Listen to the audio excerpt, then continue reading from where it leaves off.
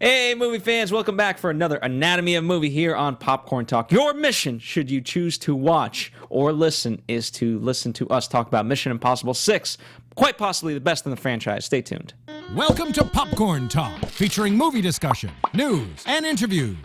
Popcorn Talk, we talk movies. And now, here's Popcorn Talk's Anatomy of a Movie. That's right, ladies and gentlemen. If you've gotten this far, it's too late to turn back. Now you have to watch the whole show. We have Marisa Serafini. Hello, everyone. We have Demetri Panos. Hey, movie fans, the fuse has been lit. That's right. Hopefully it doesn't fizzle out. And in fact, creates a great thing. I'm Phil Svitek. As mentioned, we're talking Tom Cruise, Christopher McQuarrie, Mission Impossible, Fallout, MI6. As we always do, we are not just a review show. We're an in-depth show that talks about the makings of all of this. We talk about the box office, the promotion, especially with a movie like this. The story's okay, but the interesting aspects is how they made this. And of course, we talk box office numbers and also the reception of it. As I mentioned at the top, quite possibly the best movie. We'll find out who's saying that and who's not saying that, if we're saying that too. You can follow along with our rundown. It's in the description box. It's a little PDF. You just click that, and it's got tons of great notes for you. And lastly, if you couldn't tell, if you're joining us for the very first time, well, hey, welcome. But spoiler warning. Not just perhaps for this movie, but for all the MI movies. Mm-hmm. So be forewarned there. If you haven't seen it, please do yourself a favor. I know some of you guys like to listen to this regardless of having seen the movie. I highly, highly discourage that. Not discouraging you from ever listening to the show, but just see this movie first before listening to us. Anyway, without further ado, let us get into overall thoughts. Marisa Serafini. Yeah, I was really Give us excited. your dossier. Yeah, I was really excited for this film. I really usually enjoy the Mission Impossible films, and like they're really high action. I think the storylines are great. I think Rogue Nation was fantastic, and I saw that so many times that when I saw the trailer for this one, I got even more amped and more excited for this one compared to Rogue Nation, and I think this was just as great. I love the cast. I love the storylines. I was really excited to see this, and it exceeded all my expectations because we know it's high octane. It just hit on so many levels for me. I really enjoyed it. I can't wait to talk about it. Awesome. Demetri. Yeah, I mean, this is a series that has gotten better and has revamped itself. You know, you had Brian De Palma doing the first one. John Woo directed Mission Impossible 2. And then we get J.J. Abrams, who sort of kind of takes it in each one. So you had the Brian De Palma. John Woo's a different director than Brian De Palma. J.J. Abrams is different than the both of them, right? And he brings he actually introduces story elements that are relevant throughout the rest of the series up till now, right? Up until Fallout. Then you get Brad Bird, right? A fantastic director. And then this Chris McQuarrie, this guy, he sort of knows his stuff, right? And he's the only director to come back to do a sequel, so to speak, and within this franchise. And literally, I think it's the best action movie of the summer. It stands out from every action movie that you can see within the year or so because of the stunts and because you really get the sense that Tom Cruise is doing this. And if I were to ever interview him, one of my first questions would be, what is missing in your life that you need to be hanging from a helicopter? But it lends a realism to this movie. Like we talked a few weeks ago about not Rampage. We talked about Skyscraper. Mm-hmm. Fun movie and all. But you know that The Rock ain't hanging from a girder 100,000 feet up in the air where Tom Cruise is. Yeah. And it lends this realism, this edge of your seat adrenaline rush that you don't get today, and this movie delivers. Right now, I'd have to say it's probably my top 2 films of the year. I remember seeing, and we'll talk, I know more about this, but at CinemaCon, Chris McQuarrie, Tom Cruise came out, and they did a Film 101 about the Halo jump. Yes, don't. No, You gotta give him a T. You give it all the way the goods. I'm not, because here's the thing. They had me hooked on that, right? And that comes in the first 20 minutes of the movie. And everything after it is equally as amazing as... I was like, you would think the Halo jump would be a benchmark.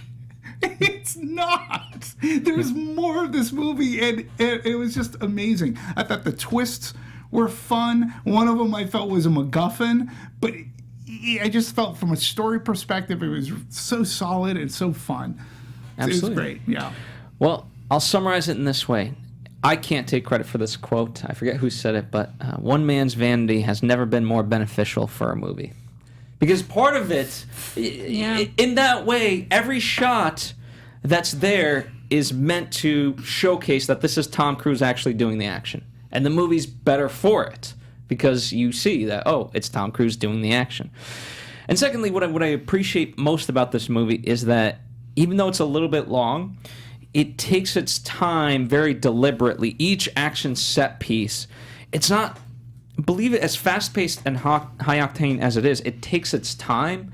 Everything is very methodical, and it just goes on. Each little sequence, most movies would cut right away and things like that. This just keeps going and really intensifies the action that you're seeing. So each action set piece in and of itself could be a short movie. Oh, for sure. And I think that's what makes Mission Impossible series like so iconic and so relevant just in filmmaking style, because they have set a bar for action films. When you talk about what makes an action film, you like in the dictionary you would see Mission Impossible right next to it. And I think that's why everyone enjoys it, because they up the ante every single freaking movie and you're like, what else can you do next? Yeah, and again, it just goes to what's missing in your life, Mr. Cruise? Why do you put yourself through this? And to your point, though, when we start talking about Tom Cruise and such, because we talked about him last year in The Mummy, and I think it's important to bring up in the conversation because he works well with people who I believe are his muses, and vice versa, director, actor, actor, director. And I don't necessarily call it vanity. He's just willing to put himself out there, and he has been since the beginning. And if you're a movie geek and nerd like myself, and you get the Blu-rays or DVDs or whatever it is, and you watch the bonus features, and you see him doing these, it has become part of their marketing. You know, it's become a marketing tool showing that, yes, we had Tom Cruise in Dubai hanging off the tallest building. We had him in Shanghai sliding down this, skyscraper. And it's become part of the marketing. And it works because when you see it and you walk out of the theater when you're done, you hear people around you going, the action was off the rails. The action was amazing. They're on their phones talking about the action, and it looks so unique because there doesn't seem to be a lot of blue screen involved. And what's great, what I do appreciate, and we'll see if they can keep up the pace should they choose to continue, pun intended. We're getting these movies faster and faster. Certainly from the shortest amount of time between two movies in the Mission Impossible franchise is this. Mm-hmm. And not only that, this one happens to be the longest in the series. Uh-huh. And as we've mentioned at this point, they didn't phone it in. It's not like, oh, let's just crank out another one and call it a day. They took their time, and in fact, the movie wasn't completed till July 3rd, which is just a couple of days before the premiere. Right. And like this, the production was pushed a few months because of Tom Cruise's ankle breaking moment. And so, like, had that not happened, it might have been released earlier, even though they had a set date for this movie. But I mean, we could have gotten it faster. But I don't mind that it got released only 3 years later, because this particular one, Fallout, is so tied to Rogue Nation. And a lot of the Mission Impossibles are very, you can say, isolated, very self-contained. In the most part, you can watch whatever one by itself and enjoy it. This one does heavily tie to the last one. It does, but it's, again, starting with the J.J. Abrams when he introduces Michelle Monaghan's character, who's been a thread throughout, which has been fascinating because the movies somewhat hinge on them and they don't. It's been a fascinating, great franchise to watch, and to see it mature. And to your point, Phil, Chris McQuarrie, in writing this, I did feel that he wanted to ensure that the audience was able to follow along, and he did it in that this exposition way that didn't feel like exposition, took its time before it got to the next set piece. So by the time we get there, we know why we're there, and we know what that mission, aka set piece, what need be accomplished. So he sets up the barriers, and that's really solid screenwriting. And again, this is the guy that, usual suspects, this guy wrote. So here's one of the things that just floored me, and because you have the Blu-rays and so forth, and you watch the commentary, maybe you've heard this part of it too. When they're talking, this is for the last movie, but they talk about it applying to this movie as well. They kind of just create these scenarios and leave blanks. So, for example, when they're like, hey, we got to go do this, and he's looking at a screen, they'll fill the screen in later with mumbo-jumbo as far as what the actual thing is. And they'll film whoever saying, okay, got it, we'll do. Whatever that will do is. And then move on to... So they're... And as far as the script, they're just kind of writing it as they go. And I was just floored by this because the sheer magnitude that a movie like this exists, and yes, it's far-fetched as far as its MacGuffins and what's the stakes of it all, but the fact that it makes any sense whatsoever is a miracle and a testament to them being able to pull this off. Yeah, and, just taking what Marisa said a few moments ago about how this ties into the last movie, Rogue Nation, they also took great care to tie it into the very first Mission Impossible movie as well. This is the daughter of Max, who right now I forget who the esteemed actress was that played Vanessa Redgrave. This is the daughter of Max, who was in the first movie, and there was some great banter, and this Max played a great part in the first movie. Some amazing banter between her and Cruise, or Ethan Hunt. So it's really funny how they integrate that little Easter egg and they tie it back to the original. And it also shows this growth of Ethan Hunt's character as well coming into this, because Cable has had the Mission Impossible movies on, and when you look at him in the first one and you compare him to now, like how Ethan Hunt has matured in a sense. It's quite a fascinating franchise to watch from beginning to up to now. And Chris McQuarrie, again, the way that they'll talk about, we need to do a Halo jump. Yeah, okay. All right, how are we going to fit that? How do we make it fit into it's like they come up with the scenario. It's like, how do we fit that into a movie? Oh, well, then we got to do this, and then we get to there. Yeah. And it makes sense. I mean, out of all the things that they needed to pull off, the Halo jump was the least. Like, okay, you really didn't need to do that, but okay. But he wanted to. Yeah. I feel like they could have just walked in somehow. It's like, is there an easier way to make an entrance? Like, there's no excitement in that. The Halo jump, again, like I said, I saw it in its rawest form, and I was still on the edge of my seat and learning how they did it. It was great. Seeing it fully realized, I'm like, wow, this is great. But then there's the helicopter scene at the end. Let's since we're on the Halo, might as well dive in there, and then we'll backtrack a bit to the story. Dive in? Yes, indeed. So high altitude, low opening is what Halo truly stands for. You can also do high altitude, wide opening, but we're not about that here. Marisa, give us the intel on Halo. Yeah, so they had to do over 106 jumps to get like all the moving parts and like piece it together. And the interesting thing about the jump is also the cinematographer was he had the experience in filming, but not in a narrative standpoint. The cinematographer that they used was actually like very experienced in jumping, but not experienced in storytelling. So they had to rehearse so many times just with the cinematographer to make sure he captured the actor movements and certain aspects of that, just for the storytelling, let alone the actual technical aspect of it. I mean, and it's cool because you really don't think of it for a halo jump as like, oh, let's just jump out of a plane. No, not really. And they had to do a lot of it like during the film. It was like sunset time. Right. So they only had a small window during the day that they could film it. It was like technically a night sequence, but it was in the window of like light just after sundown. And to get all these jumps within a 3-minute window over 100+ times, I mean, good for them. And that was just the Halo sequence. Yeah, well, and just to take it further, it was outside of only having about 3 minutes or so to get the right sunlight for continuity purposes. You had, and again, Macquarie and Cruz talked about this. They showed us drawings, they showed us animatics of it, and then they showed us a rough cut. They showed the audience a rough cut.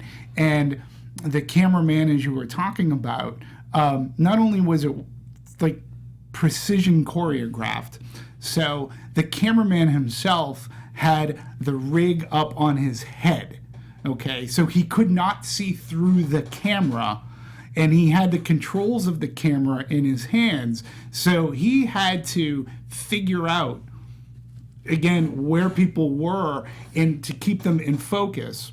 He had to jump out of the plane first, backwards, so that Tom Cruise had to come within 3 feet, 3 to 4 feet.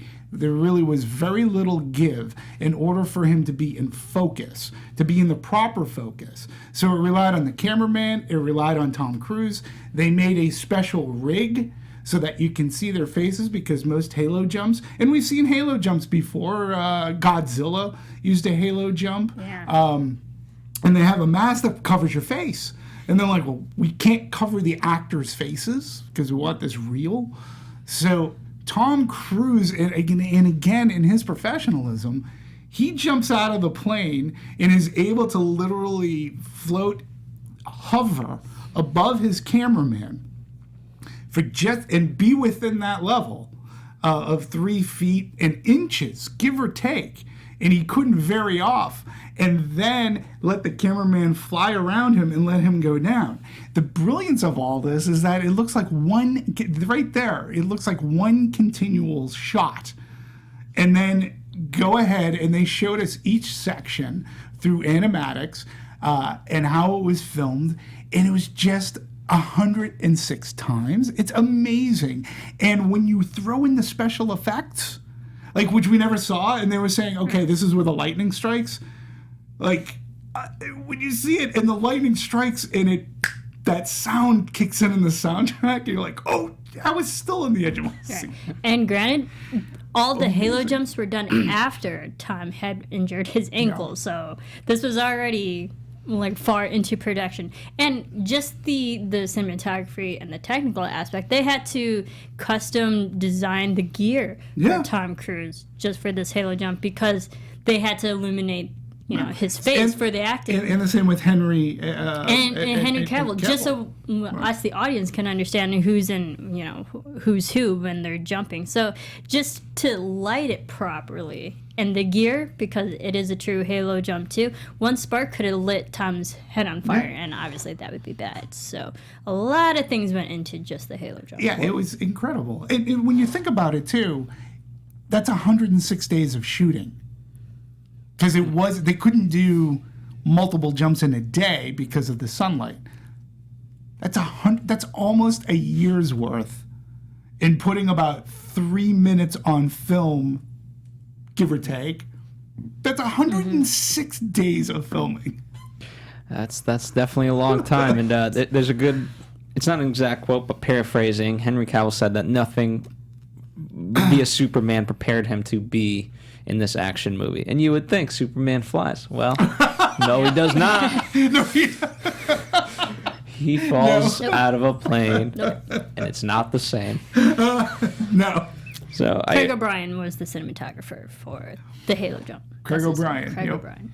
So and it pays off well on screen. Like again, it all just shows, and we've talked about this with other movies, but no other movie that we have talked about can really encompass and embody when you use practicality to film something.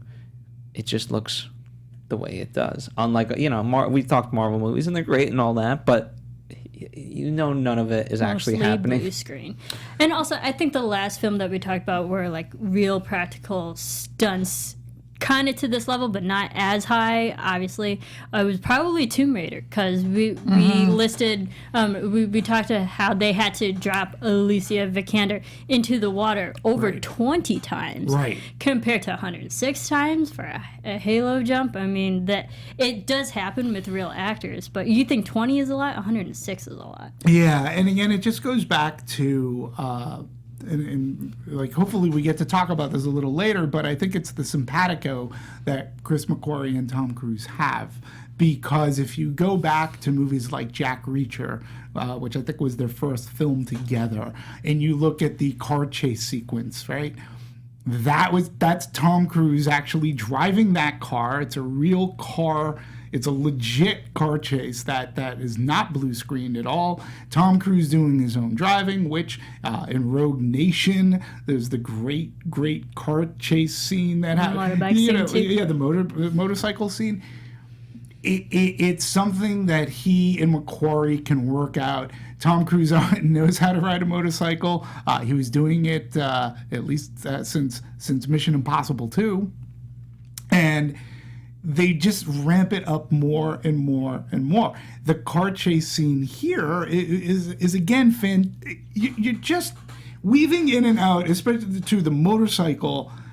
It's crazy, and not even necessarily having to use a soundtrack. It's so ramped up, and you're on the edge of your seat. It's what summer movie going is about. And you can tell the realism. Absolutely. And in fact, I was going to say, I would love Tomb Raider's Paramount, right? They should do like some cross collaboration of Ethan Hunt. Dude, how awesome would that be? Tom Cruise and Alicia Vikander? Absolutely. Absolutely. Anyway, there's my plug to Paramount. You want to make some money? Do that. There you go. All right. So let's talk about it. This is kind of the first big, well, not the first big thing, but this is where the fallout, the title of the movie, really starts to have a meaning, because Solomon Lane, they're out to get him, and it's never going to go easy. We have the dream sequence, or whatever you want to call it, the fantasy sequence of how it's supposed to go. Right. And just a little quick side note on that. Christopher McQuarrie, as far as he went to the editor, because the editor's like, we got to have some sound and something in this. And he's like, no, because that'll give away the notion that it's a fantasy. Or it'll engrave it in people's mind that it's real, and what we're going for, we need them to know that this is a fantasy, because then what happens is quite the opposite. Right. And so when you talk about the motorcycle chase scene, that's one aspect of this really elongated. I mean, I don't even know how to properly break this up into parts as far as each little section. And what's great is that you have multiple things going on at the same time happening. You have Solomon Lane in the truck. You have the introduction of Ilsa again. We saw her in the bathroom, but now she's back at it, and all that going into it. I completely agree, because they did a great job of explaining to the audience, like, this is going to happen here. You're going to get diverted here. And then that's all the audience knew. It was like, we knew they were going to go off on a detour. That's it. And so when you add the factor of Ilsa following them, you don't expect that. When you add the fact that they changed it after they diverted, we were like, where is this going to go? Because we as the audience only knew that they were going to get diverted and knew nothing else afterwards. And I thought that was brilliant. Yeah. So, and the great thing about this too is filming this scene. So, Chris McQuarrie, has said, he's not unaccustomed to filming a chase scene, and we've seen that on film. He said the one issue here that they had was all the safety rigs that they built for Tom Cruise, they all failed. So they ended up shooting the entire thing practically. He just went for it. The challenge was there, limited time he had in each location, and they only had the Arc de Triomphe for about 90 minutes to do this. And when you think about this scene, again, Tom, what's missing in your life? It had to be so precisely choreographed because he's driving against traffic, through intersections. Sometimes backwards. Sometimes backwards. I mean, to edge this together and then have and we'll talk editing and the way that it was edited, and then the way that motorcycle chase ends, like where it hits the car and then the camera switches and it rolls. And has it stopped? Tom Cruise's face right in the camera, and you go, how the hell did they do that? I was like, oh, poor Ilsa. Damn, girl. She can really take a hit. Yeah, and it's just, again, it raises the adrenaline when you're in a great theater to see this. And again, bringing Rebecca Ferguson Love over her. Fucking love her. is a great idea as well, because, you know, you had, who was the woman in... I can't think of her name. She was Patton. Which movie? Rogue Nation. Wait, who's in Rogue? Rebecca Ferguson was Rebecca. in the third, the fourth Mission Impossible. Because this is 6. Patton. She was married to Alan Thicke. Paula Patton. Yes. Right? You know, Michelle Monaghan has been in them, but Thandie Newton was in the second one. She's not, you know. They've sort of kind of, the team changes. And they've had our regulars, like Benji has become a regular. We missed out on Jeremy Renner, but there was more of Alec Baldwin.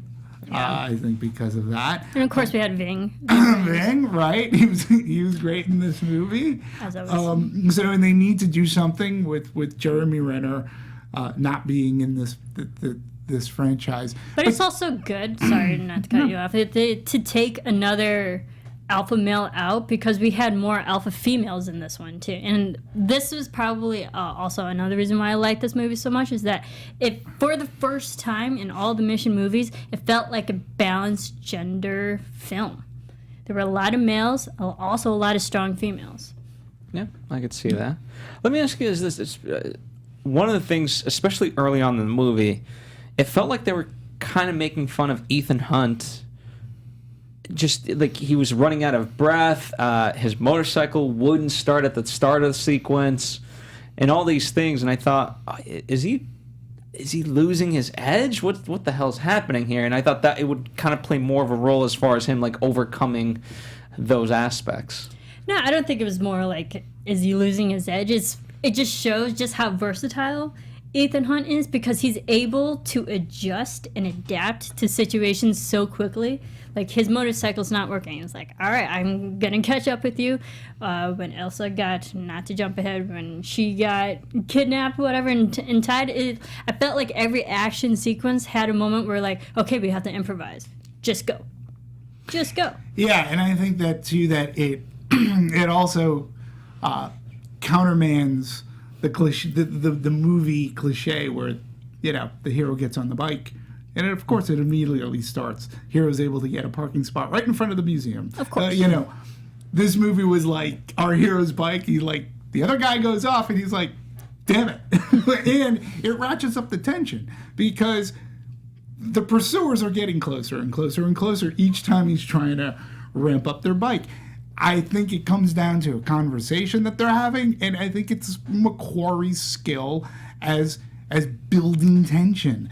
And you go against cliche. And by doing that, you come up with something that makes it like, oh boy, what are you going to do? What are you going to do? You know, it's like jumping. It's like, you need to take a left now. Why'd you stop? Because I'm jumping out a window. Oh, I didn't see that. Oh, I didn't have it on 2D. You know, that scene, humor and great action, and we see Tom Cruise break his ankle, and yet he was still able to run towards the camera. You know, I mean, That's the level of realism that is unique to this franchise, and I think to all action movies, in all honesty. Again, when you talk about Skyscraper, which is an action movie, we know The Rock is in a ton of peril. I'm not saying he's not 60 feet up, which if he fell, that could hurt, but he's not hanging from a rock or a cliff.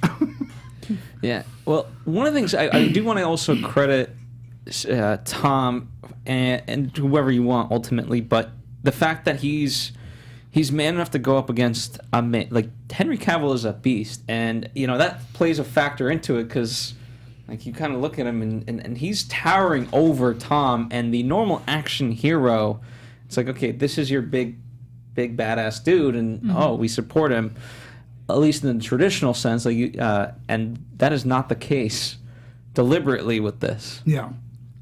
And I think I appreciated that aspect of it. Yeah, and for Henry Cavill, too. I mean, so he's played the Man of Steel, right? Ironically, replacing Tom Cruise in that film. Yeah, well, so, yeah, and he, because he's Superman, he's big, he's larger than life because he's Superman. This movie here, I think, really showcased his brawn. Because that fight scene in the bathroom, again, one of those brutal hand-to-hand things, and they were both getting beat to death. So when Henry Cavill is able to get back up, and you can see that he is bigger than Cruise, but when he does this, like, all right, I'm back in the ring, and he does that, you're like, oh, it's on, and you believe him because of he's a really brawny guy. Yes. And he did that, he improv that moment, and they're like, oh, damn. Yeah. The fist pump. Well, the thing is, Henry Cavill, he said in interviews that for Superman, it's more about the physicality. Like his workout is to build the physical image and an embodiment of Superman. And then Mission Impossible, he doesn't really have the technical training of pulling off stunts. Right. He has the physical look of a character, not the technical aspect of a character. Yeah. So it was a challenge for him. Yeah. Well, he pulled it off. Oh, he pulls it off. Mustache and all. I think, yeah. American accent and all. Yeah, I think he did a really amazing job here. And I don't think it was a risk for him, like, spoiler. I mean, him being the bad guy. Number one, I believe, because you could see that coming about a mile away. The moment he swaps out the phone, right? You know that he's this guy. If people are going to complain about that, my argument against that is, that twist really isn't the important twist of the movie. I think you're meant to figure that out early on. There are other twists that happen that are brought up that are far larger and have bigger implications. Because he's the main obstacle that Cruise is going to have to get by at the end of the movie, and it's proven. So, again, the way that this screenplay was written, I found that, like, they give us this twist, but they give us this one nugget that we can figure out for ourselves, so that everything else seems and appears even bigger and more relevant to the story and moving it on. So. Yeah, I mean, the whole crux of the movie works on this idea of dramatic irony. Like, we know the mission, quote unquote, just like we'll get to it, but like the last action set piece, we know what needs to happen. How the hell is it going to happen? Right. And that's the fun part of it all, truly. I also want to talk about, just take a quick moment, since we're kind of on the twists and turns. Alec Baldwin, his character, all in all, if it wasn't Alec Baldwin, and I don't even necessarily think, like, it could have been Alec Baldwin, but had the part not been written in a certain way, had the film not progressed a certain way, when Alan Hunley dies, I don't think many people would have cared had it not taken the route that it did. The fact that people find this as an emotional scene is incredibly well done as far as what the movie was able to pull off. Right. The fact that you can have that sort of emotion for, again, what, no offense to Alec Baldwin or anyone else, like, is just a side character. Yeah, and I think they did a good job with the establishment of Hunley. I mean, we've seen Alec Baldwin in the other movies, but this movie like quickly starts off his character in this film that like you're here, we're still together. You're the reason why you're still part of Mission Impossible and all that. So like they established that emotional, personal connection with each other. Like we're in this together. I trust you. And then when we get the moment where he dies, it's like, oh yeah, they've gotten to such a personal, professional level with each other that it hurts when you see his character die because they got so close. Yeah, and we can't forget too the way that that Alan Hunley character was brought up. He was supposed to be closing down the MI series. Okay, so he was looking for reasons to do it. And it was through Jeremy Renner's character, forgive me, that Hunley was able to see what happened. So at the end of that movie, Hunley's on board. He understands it. And so he even goes to the inquiry and says, we need them. We need the MI. We need IMF. Them, the IMF. We need them. And you could tell through the passage of time that Hunley has really become to appreciate Ethan Hunt. And in this movie, I think it's key in its dialogue that he says, no, the reason that you care about one person is why I have you on the team, because someday I might be that person. And it's because of that the whole mission, that I trust you in the mission because you will do what's right. Not necessarily do what need be. You're going to do what need be done, but you're going to make the right decisions and protect the right people. And that's important in this job. And Ethan Hunt has always done that since the first movie.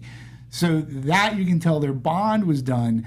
And it was just, there was a little bit of an emotional lilt there when he died. Absolutely. It's too bad. It's too bad, but it story-wise, like from a writer's perspective, it's just a fantastic moment and really well done all around. Mm-hmm. Yeah, and it kind of makes sense to wrap out the Hunley character, because what else could he, essentially, in just narrative storytelling, what else could Hunley add to the story? Well, he's definitely the M from Bond movies. I mean, he's the head of the organization. I mean, and that's the thing. If I'm going to critique the movie at all, that's what they've done Erica Sloane, Angela Bassett. Because Erica Sloane is the early Hunley. She's the one, like, she doesn't believe in the IMF. She doesn't believe in Ethan Hunt and the team. She thinks it's because of them that they're in the mess that they're in, because he didn't do his job right. And at the end of the movie, she turns around and now she's protecting the IMF. It's sort of she's basically like the new Hunley. And it makes sense that you would kill off Hunley just to create another relationship dynamic between Sloane now. Because now it seems like Sloane's going to take over. Yeah, and it could have been Jeremy Renner, who can come back. I mean, the only reason he wasn't in this movie is because he was contracted to do Avengers. And he wanted to. Well, I know, but but that's the thing too. He wanted to. I think is really cool about Jeremy Renner. Not only did he want to, he tweeted, like in social media, he was in full support of everybody. I wish you guys the best. Wish I could have been with you. I mean, that to me, there was no sour grapes there on his end. You can tell that he really respects that cast and crew and being a part of it. So hopefully in the next one, he can be in a part of it. I'm glad he wasn't in this one, because from what I understand, he was going to die, that character. Had he been in it, and he would have died early. And I would have been like, no! Well, he's still alive, so we can see him in the next film. Yeah, but don't kill him. That was the thing, like, yes, he was contracted to Marvel, but they were going to get him for 3 days. They could have gotten him.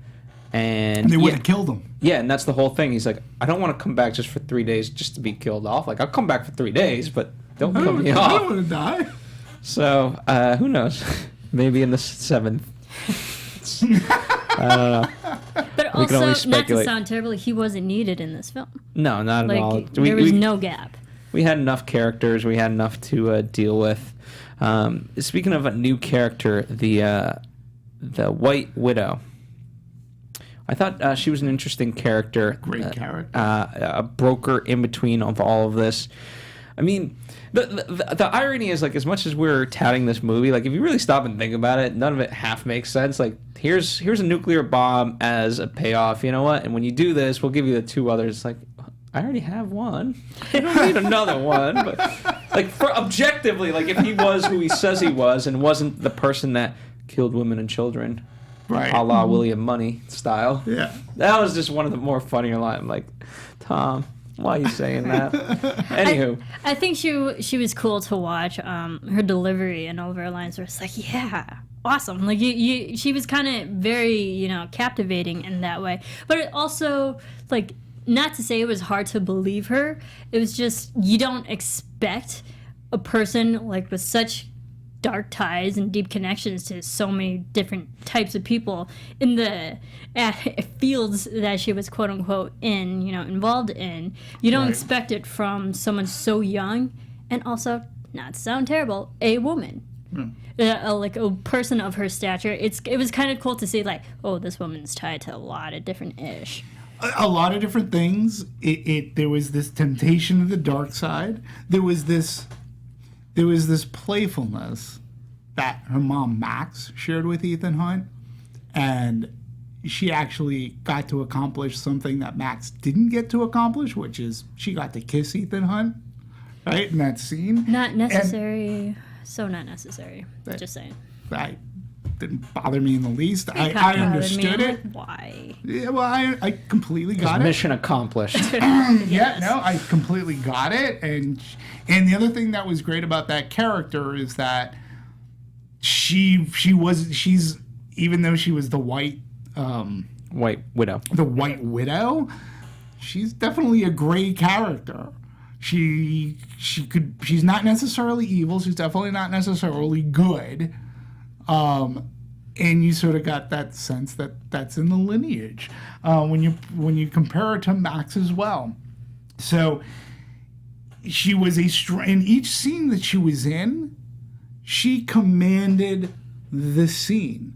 Her character made Ethan Hunt, even though Ethan Hunt was playing, he was supposed to be Lane, John Lane. He was uncomfortable. John Lark. John Lark. Solomon Lane, John Lark. So Ethan Hunt is John Lark. You could tell, like, it's stuff that she was saying. He was uncomfortable, but he had to go along with it. She was definitely, and she had the charisma to do it and to not be overshadowed by Tom Cruise. But Tom Cruise also didn't allow himself. Like, he didn't to like play bigger in the scene. Yeah, you get that from the first scene that they interact together. He's like, okay, I got to get you out of here, and he's dictating it overall. But she takes out her knife and stabs just the same. She's like, listen, great, we'll do this. I'll follow along. Like, it's great you want to save me, but I can save myself too. So, absolutely. Yeah. She was a fantastic character. She is. I kind of want to start introducing Michelle Monaghan's character from this perspective, right? One of the things, there's so many ties to all the other movies, in particular the fifth one, obviously, that we've been talking about, but yet they do a really good job of, even if you've never seen any other Mission Impossible movie, they reset things for you and introduce things exactly when they need to. With this one in particular, it's like, okay, hey, Ethan Hunt, if he really cares about you, probably shouldn't be in his life because it kind of gets in the way of his job. Here's what happened to the last wife. And so, that comes as a great moment. And, anyone who's seen any other movie before will know, oh, she's probably going to come back. Yeah. Right. And I think it was so interesting, too, because it has been more than 10 years since the third one. I totally forgot Ethan was married, honestly. So when we saw Michelle Monaghan, I was like, oh, yeah, that's right. Shoot, what are you doing here, woman? Get out, because you might get hurt again. Yeah, but she was also in the very end of, I think it was Rogue Nation, when they're all in San Francisco. Not Rogue Nation, Ghost Protocol, I think. Was it Ghost Protocol? They're all at the bar in San Francisco. And obviously, you come to find out that they were purposely there because who do we see as a nurse walking into a bar with friends? It's Michelle Monaghan's character. with Ethan Hunt looking over her. So Ethan Hunt is, and her character though has been a part of like Ethan Hunt's protection of her through the movies. So she's been an important part, whether or not Michelle Monaghan has been in the movies like for an extended period of time, other than just a guest cameo. In this movie, she had more to do. And I really liked how she came, like she had a part to play, and I enjoyed that. And there was a closure at the end of this movie of that relationship, and Ethan's always going to love her and be protective, but he's happy that she's outside of this danger. We'll backtrack, but the sort of wink from her now new husband, do you think it was a like, hey, like, I get it, I know what you're really up to and it's cool with me, or he's just like really just that oblivious and giving him some sort of wink? You remember the moment? Husband? You remember the moment I'm talking about? Like, he finally, Ethan Hunt goes off, and he's like, I forget what he says, but it's just basically might as well be the stupid, like, keep up the great work, doctor.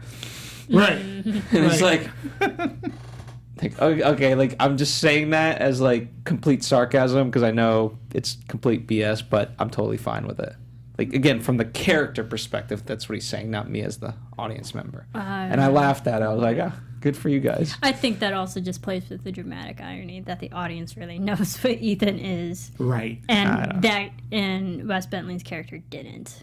I give him more credit than that. I don't think he's that dumb. Oh, no. Yeah, I mean, he comes off, well, number one, I was like, hey, I know him. I haven't seen Wes Bentley. I haven't seen him in a while. So it was good to see him in this kind of a role, and he was having fun with it. I think that he knew there was a history between. I don't think he knows exactly what Ethan Hunt did to save all of their lives, but I think he knew that there was some history there, and that could have been the wink. But I loved how it wrapped up, because there was this great scene where we don't know what was said, when Rebecca Ferguson whispers in Michelle Monaghan's ear. Yeah, what was that? And, they go I need off. to know. And I thought that was brilliant, because I don't know what was said, but it was something that necessitated it being whispered. And who knows, maybe it would be, I'll take care of him, I'll do that, whatever. And like there was an acceptance. And it was like Rebecca Ferguson's character, Elsa, saying, you know what? I really do care for Ethan, and I know that he's always going to care for you. But you know what? I'm going for this. Absolutely. So I need like it. answers. I like that. I need ending. answers. We need another film so we can have Michelle Monaghan Just learn back. to lip read. Well, the hair was covering it too. That was It actually covered covered. by hair. I mean, And it I'm just was- like, what does she say? What is she saying right Yeah, now? I And love then that literally, scene. I did like that moment, because it felt like a passing of one woman to the next. Not a rebound. That sounds terrible, but like was the an passing from like acceptance. the first woman in Ethan's life to the next woman, and you can see a mutual respect for each other, and I really enjoyed it. Yeah, and there was like, oh, I understand. Like, I understand why he loved you. I get it. And I think it was, to me, it was a great scene. It's the opposite of women being catty with each other and jealous and all the stereotypical bullshit that has just been portrayed hundreds of times, and it's just completely unnecessary. And they still needed to keep the facade up as well. But I think it was just really good. It was just nice. And I don't know what was said, but it could have been, I'm going to take care of him as he watches you. I will watch over him for you, or whatever it is. Something like that. I found it to be very I'm nice. putting $100 that she said, do you want a Kit Kat? Hey, you want to have drinks after? When they say, But "Come, it was let's go just grab interesting drinks." from the whispering to literally Elsa going up to Ethan, and then there was like that physical exchange and the look at each other, like, what is happening? What is happening? I ship it. I totally ship it. Yeah, I do. I'm usually, and I've said it on past anatomies, that I'm not one for the whole older man, younger woman dynamic, like in the age gap, because Tom Cruise is 22 years older than Rebecca Ferguson. Just saying. Just a number. But I like the characters, both Ethan and Ilsa, so much, and they are equals to each other. They really are. And I was like, this relationship could work.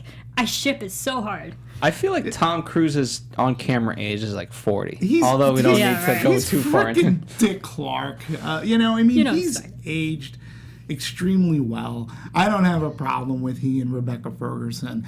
As far as equals, like they are each equally strong characters to the extent that I would go like, he can fly a helicopter? Like, even they don't know to the extent of what Ethan Hunt is able to do. And that's why, like, when Tom Cruise ever decides to bail on the series, right? I don't know who they fill it with. Because as much as I love Rebecca Ferguson, she's not going to do the stunts that Tom Cruise did. And I really do think that's an important aspect of these movies. But I like how they've set up this relationship, starting with the last movie, and showing that she is a strong woman, she can take care of herself, and that both of those characters, I loved when he says to her in this movie, like, walk away. Like, that's his way of not putting her down, but saying, I don't want you to come in harm because of me. Like, just walk away. Like, I care about you too much. I care about you. You need to. Yeah, don't. And that face-off scene in the car, and she's on the motorcycle, and he's like, don't. Yeah, he's like, yeah. And again, I think not enough is talked about fine acting in an action film, but the expressions on faces said so much more than words could. Right. And that scene, too, I thought was great. And it was played off fabulously by both actors. But it also shows, like, why they are equals to each other, because he will literally run her over. And she also said the line, like, don't make me go through you. Like, they will literally go over each other and go through each other. And, like, I like that. That's fun. Because, I dare you to name another woman in this franchise, Mission Impossible franchise, that would do that to Ethan Hunt. Who would actually challenge him in that way? No one besides Elsa. The only thing that I can come up with is Tandy Newton, who actually injected herself with the Chimera virus to help get Ethan Hunt out of a situation, and believing in Ethan Hunt and potentially, like, getting the antivirus. That's the only thing that I can come up with. Paula Patton's character was a really strong character as well in her movie. But the chemistry between Ferguson and Cruise is undeniable. Really, truly is. It really is. So good. It's very undeniable. And what I will challenge is, where in an action movie do you have this kind of chemistry?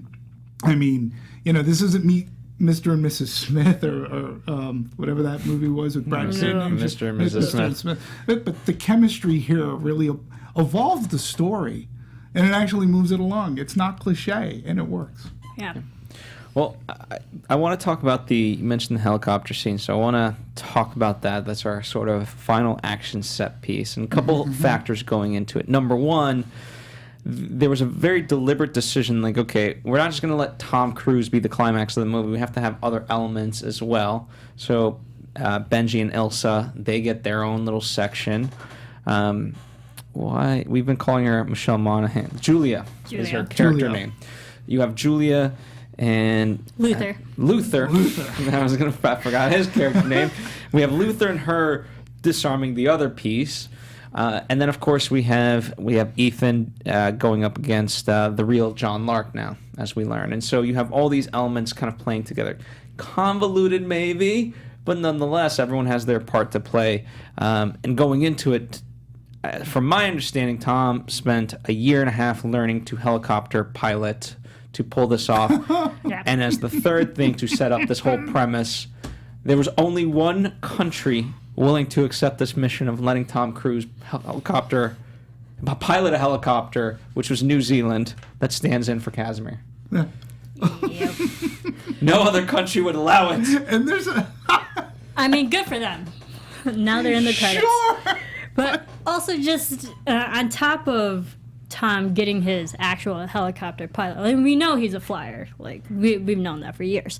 But to now be able to fly a helicopter /act / just fly, just do whatever he can in a scene, it's like, you applaud him in that way, despite his personal crap that a lot of people don't like. But him as an actor, as an artist, what the hell? I mean, who else does that? No one. Really? No one. Good for him. Well, I say good for him, but again, it just goes back. What is missing in your life, sir, that you need to fulfill this? Like, he wants to entertain crazy audiences. Well, I get Literally, it. he's gonna die during a movie. He could. And here's a funny thing, and perhaps you already know about it. I'll say it for the audience because maybe you haven't heard about this. So the scene where he's literally hanging from a helicopter, okay, and he's on the net, we'll call it. Mm-hmm. Well, Rebecca Ferguson and Simon Pegg were watching. They weren't in the scene, but they're watching. They were this. drinking coffee. And they were there. And while they I was know, filming, they literally said it. They were like, I was drinking a double espresso. Yeah, and they know how nutty Tom Cruise is and doing his own stunts, and he's climbing up. But they didn't really know about the scene. And so when he fell, their initial thought was, oh, it's over. We're done. He's dead. Oh, my God. Like, he fell. They didn't see the harness. They actually were like, our careers are over. He's dead. They're like going, oh my God, Tom, it finally caught up with you. And like, it's shocking because I would have been the same way. Well, it looked like he died. No kidding, it looks like he Who falls and hits and still alive? No one. And not only that, Tom he's Cruise. holding on. Well, one of my favorites is, like, he was very conscious. He's like, I got to make sure I face the camera. I got to make sure I face the camera. Like, he's, out of all things he's worried about, got to make sure I face the camera. Well, well, that's in a plane sequence, but falling and then grabbing the net and they don't see him. No, but you also notice that he's turning to the camera absolutely. deliberately. And the Halo jump, same deal too. I have to come here and I got to look around, but I got to be conscious of my cameraman. It is he's cognizant about that. So when you're talking that helicopter scene, number one, I actually do think that flying through those caverns, like, like the river there, I think the look of peril on his face is real. I mean, I really think it was like going, oh shit! Like, I gotta, what am I doing? He's like, yeah, I do it. But look, God bless him. I hope he never dies making a movie. He's going to. And I think that's, like, I'm pretty sure that's how he wants to go out. But yeah, it's just, I know that he and Grizz McQuarrie talk about this. They talk about it a lot, and they do take the time to ensure that this is going to work. But it's a stunt, breaking an ankle, anything can go wrong. But again, I think it works with, when you're talking about Tom Cruise and the realism and him interjecting ideas. We talked about this in The Mummy. I don't think he's ever going to work with, I think it was Kurtzman, whoever directed The Mummy. I don't think we'll see him work with him again. We'll see him, we definitely know he's going to work with Doug Liman again. They did Live, Die, Repeat. Edge of Tomorrow. They did Made in America, which is a really good movie. He does his flying. We talked about that here. He even did his crash landing, right? These people are his muses. He's working with this Joseph Kosinski again, who we worked with on Oblivion, and he's making Top Gun Maverick. There's something about, he's come a way in his career, and he's worked with so many directors in his lifetime. Right, in his career so far.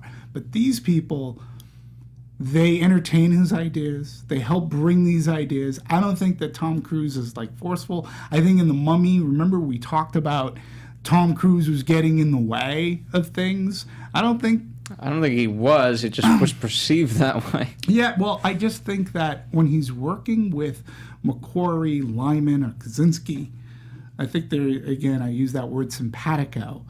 They communicate in a way where they want to make that, where they agree upon the vision, and like Chris McQuarrie never says no, because I want to make the best movie and show you something that you've never seen. His challenge was, in this movie, how do I make it look different? Because that's one of the reasons why they've always brought in different directors, to give it a different visual sense.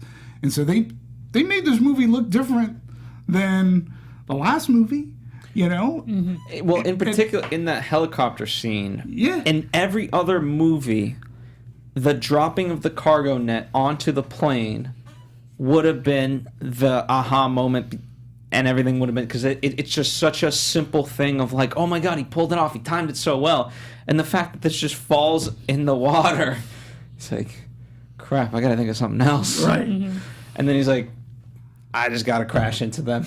Yep. What else have I got? Yeah. So, that, and it's, and when we talk about elongating the action sequences, that's a way to do it in a way that forces the hand of our protagonist to be like, I gotta really one up this. Right, and I liked you could call it a running joke, like, how are you going to get the remote? I'll think of something. Right. Like, I'm getting it to it. And I'm making it a plan. That was like, well, what do you plan to do? I don't know yet. I'm working on it. Wait. You hope that she's never met this Lang character before? Yeah, it's all I got. He goes with his gut. Sometimes it works, sometimes it doesn't. And you're right, Phil. That would have been like the pinnacle moment in another helicopter movie. Dropping the net on them, it's like, yay! But no, the scene goes on. Be too easy. It would have been too easy. It might have looked great, but having the helicopters hanging off a cliff. I mean, rolling down a mountain. You just ratchet. I just kept thinking, I was like, what kind of roller coaster ride would this be at, like an actual amusement park? I was like, this could be an actual ride and people would enjoy it. I just felt Awesome. amazing. And on top of that, Tom Cruise also had to scale the mountain afterwards to get the remote. Yeah.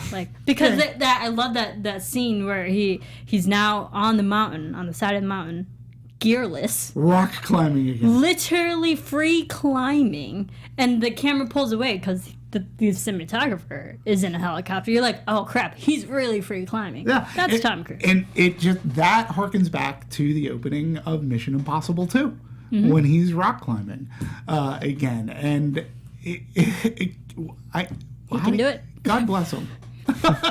God bless him. Absolutely. Any other? We're getting to the time where we're going to start talking about promotion and so forth, and there's a lot to talk about there. But anything production-wise that you want to cram in real fast? Well, yeah, actually, because I found this very fascinating. And catch this. So, the first pass of the movie was just over. Catch this, 3 hours. And then they screened a cut for an audience just 11 days after they put it together, and that ran 2 hours and 43 minutes without credits. And the first test was 2:39 without credits, and we pared that back 20 minutes. 3 scenes never saw the light of day. I knew the franchise well enough by then to know their chances of survival. I didn't even edit these scenes until I had settled in the final cut, and only then as an exercise.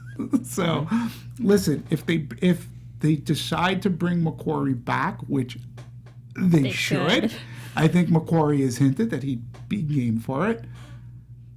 They just should, because they work together well. And if they even want to make another Reacher movie, their biggest mistake, I think, was not going to McQuarrie. Bring McQuarrie back. The second Reacher movie was watchable, but it definitely wasn't as good as the first. And McQuarrie knows his stuff. Eventually, I would love to see James Cameron and Tom Cruise once they're both done with a couple of movies first. That's not a bad idea either. I think that underwater. They could. Rogue Nation had that underwater tank sequence, but like with James Cameron, that'd be ridiculous. Yeah. I mean, Underwater. I agree, and I think you've got 2 very dedicated people, let's say, that I think that it could, again, they would be like, oh yeah, well, what if we did this? And the other guy would go, great idea. And what if we added this? It would be such a display of one-upsmanship. Yeah. It would be great. Fight sequence underwater. Throwing that out there. Fight sequence. Underwater. with not a halo jump, but you're actually going to be in space falling. They teased it. Why All not? right. So the one aspect we haven't talked about is the music as far as production is concerned. And what's great is we always get the theme, but we actually get quite a number of variances that I appreciated in this. I thought, the soundtrack, not only we've been saying this for a couple weeks now, it served the movie. This didn't just serve the movie, but it elevated the movie. So I appreciated that. It did. I'm going to go as far. So the past couple of times, who's the soundtrack golden boy? Michael Giacchino had done a few. And his soundtracks to the Mission Impossible series are really good. Lorne Balfe, my first watching the movie, I was like, a lot of this sounds, okay, it sounds really good. I'm like, there's a little Hans Zimmer-ish. And then when I actually got the soundtrack, listened to it. So, yes, there's Hans Zimmer Dark Knight influences there, and believe it or not. Especially the dream sequence. Yeah. Because that was all music. But also, Lorne Balfe was Hans Zimmer's personal assistant for 10 years. Makes sense why it would sound like that. But I also heard, believe it or not, there was some Tron Legacy in there. I don't know where that came from, but there literally was some Tron Legacy soundtrack. You're right, there were different variations, interpretations. It wasn't just the Mission Impossible scene. And I agree with you as far as the movie go. It elevated, it did what it should. It never overpowered the movie, but it did ratchet up. It helped ratchet up the tension and the excitement and the adrenaline. It was decent. It is a decent soundtrack that works on its own. So yes. If for those people who like soundtracks, I would suggest you download it, upload it, stream it, listen to it. It's a good soundtrack. Well, speaking of songs too, I really love the use of Imagine Dragons' song in the trailers. Yeah. That's just had a great kickoff pace to everything. Don't write the fiction. I thought, this. So oftentimes we kind of guess on the marketing budget. This one has been kind of released now. How fully accurate it is, I don't know, but $140 million just on advertisement. That is a budget and a half for most movies. Yeah. Yeah, and for the promotion, the cast, so it was Tom Cruise, Henry Cavill, and Rebecca Ferguson, and Simon Pegg. They all went on the Graham Norton show back in January, the beginning of the year. I remember I watched it when it first came out, so it was great. It was the first time that the cast who was still filming at the time, went on the Graham Norton show, so they got it during production. And they mentioned before that they were going to release the full trailer on the day of Super Bowl. Yeah. They had the teaser during the Super Bowl, but the full trailer would be released the same day on YouTube. Yeah. Yeah, I think from a marketing standpoint, and again, I know at CinemaCon I mentioned McQuarrie and Cruise. After they did their Film School 101, they did bring out Simon Pegg and Rebecca Ferguson, and I believe Angela Bassett showed up. I know later on that evening, Tom Cruise was fitted with an award. But yeah, they've been together. They know each other. I think that's the other thing, too, with Tom Cruise. I think that he's come to a point in his career, and this could have been from a decade or so ago, where actors that he feels very comfortable with and working together with. They just announced this Glenn Powell being, he missed the opportunity to play Goose's son in Maverick, the new Top Gun sequel, but he liked him enough that they got another role for him to bring him in. And I think working with Simon Pegg, working with Rebecca Ferguson, too, I believe that he likes his team. He just likes to work with some people, and he understands that these people get him. He understands them. They're professional. I wouldn't be surprised if we see Cavill work together with him again, because I really think that Cavill brought his A game in this movie. I really liked him a lot. And I wouldn't be surprised if they paired up in another movie. Absolutely, yeah. I would watch for that, and I would go. Yeah, totally. Well, here's a fun segue too. Speaking of watching, a lot of people are watching this movie because it's pulling in some numbers. Yes. Yeah. I have August 1st numbers, but if anyone has more updated numbers, by all means jump in. Otherwise, I'll just continue talking. Yeah, no, I have the domestic total as of August 2nd. Currently, it's at 89.4 million. Let's just call it. It's about 90 thus far. Worldwide gross is 205. I mean, it's worldwide. Tom Cruise is a star. He's a movie star. He is like, there aren't many like him today anymore. He's international. People love him. And the thing about Cruise is, if you've been noticing, since we're talking marketing a bit and his traveling, he number one, he does have an entourage. Ever since that silliness that happened where somebody squirted him with a squirt gun, it's that idiot. But he still will take time. I just saw a press, he tweeted out a photo. I think it was the last premiere that they're doing, so he can get to go on vacation. But he took pictures with the crowd, and he was smiling. And he is a showman, and he will promote your movie, and he'll go all out to do it. Like, he doesn't just stop. Some people don't like to do this. He rallies behind his movies, and I think that's a plus. And I think that's what makes him an international box office star. Right, and this movie was also released internationally first. Yeah. Like, U.S. wasn't the first country to get it. Yeah. We were So mission last. it makes sense that the foreign numbers would actually be bigger than U.S. because they got it first. They had it 2 weeks earlier. I'm guessing, like, we do a percentage breakdown. I wouldn't be surprised if it was like 75% international. Like, when it's all said and done. Yeah, but thus far it's about 56.5% in international gross, 43.5% domestic. It's the highest grossing Mission Impossible, opening weekend gross Mission Impossible movie. And again, I do think that that's towards the marketing. They found the niche in which to do it, but then they deliver the goods. It's not just one scene, because they will focus on, say, the Halo scene, and I think it's brilliant because the Halo scene comes in 20 minutes. I said this on the top. There's a rest of the movie to go through. And those scenes rival, if not better than the Halo jump scene. Like, you think you see the best, and it comes at the beginning of the movie. And I think audiences are attuned to that. And when it delivers and delivers strongly, you can hear the people talking about it exiting the movie theater. Yeah. It's great stuff. It's mainly because they're playing our show on their phones. Yeah. That's why they hear us. Yep. Well, I mean, A on Cinema Score, 97% on Rotten Tomatoes, 92% audience score. So across the board, you are correct. Everyone is talking about it in quite a positive manner.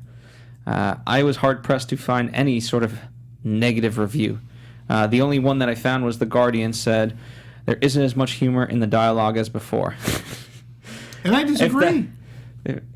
I'm also like, do you really, like, I don't go to see Mission Impossible for the humor. This is not a Marvel movie. I'm good without the humor. And it's also the highest, if you're going by Rotten Tomatoes, it's the best reviewed Mission Impossible movie of the entire franchise. Yeah. Good for it, because it deservedly and it's is high. But it's the sixth movie in this series. The sixth.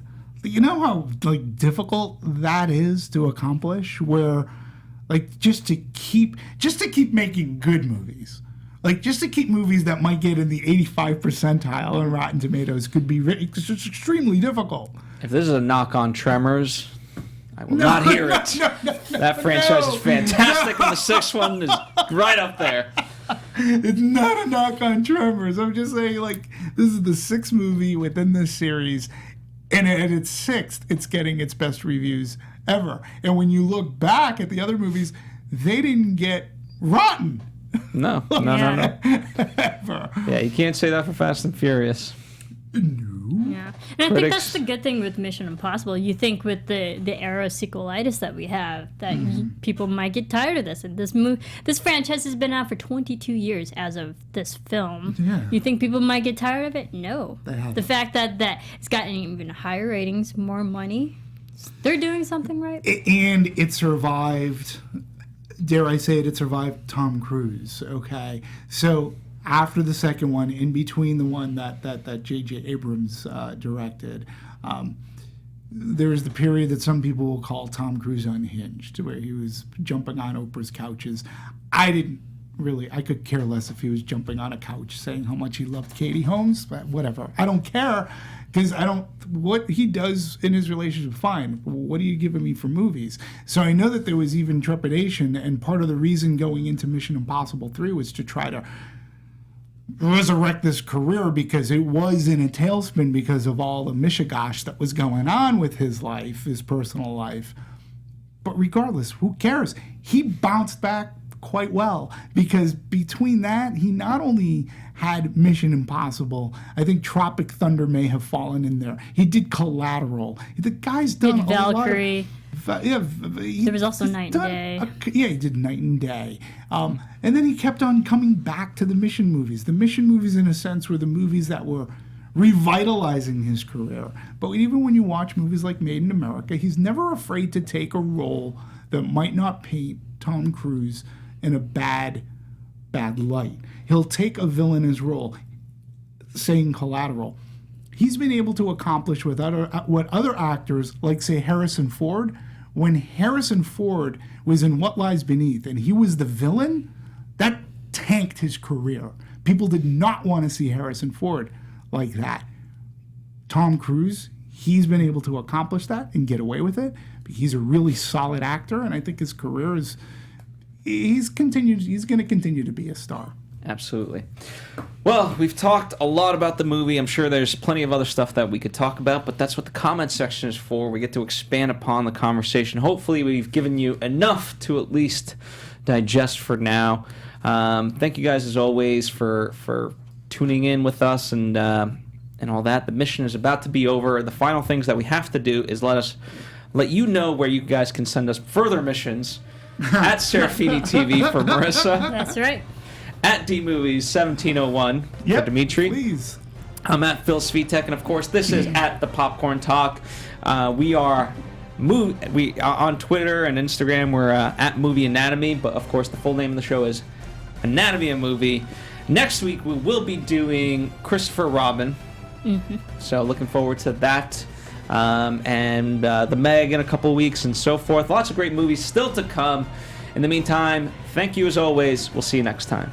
Bye all. From producers Maria Menounos, Kevin Undergaro, Phil Svitek, and the entire Popcorn Talk Network, we would like to thank you for tuning in. For questions or comments, be sure to visit popcorntalk.com. I'm Sir Richard Wentworth, and this has been a presentation of the Popcorn Talk Network.